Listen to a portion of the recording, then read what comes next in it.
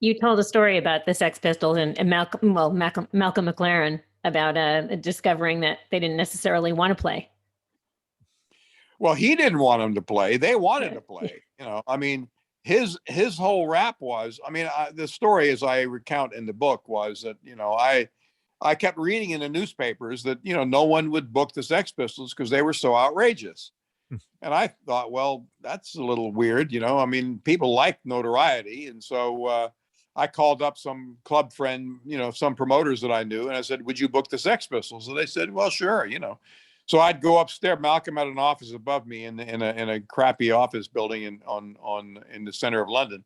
So and I'd go upstairs and say, "Malcolm, good news! I found some shows for the Sex Pistols," and he'd give me some excuse as to why he couldn't do them.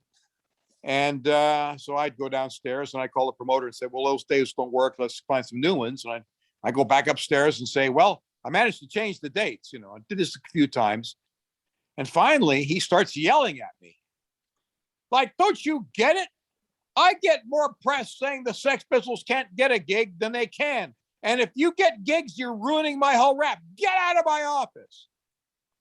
And at that moment, I realized what he was all about. He was all about getting press. And as I left, I said, "Well, I did get an offer to do a show in Holland in case you're ever interested." And at that moment, he sort of stopped. "Oh, Holland, we can do Holland." And that's when I went with the Sex Pistols to Holland. But basically, he was all about the notoriety, getting noticed. Whereas when I went with the band, I mean, it was pretty obvious to me they liked get on stage and play to people and be a band. They wanted to do gigs. They wanted to play.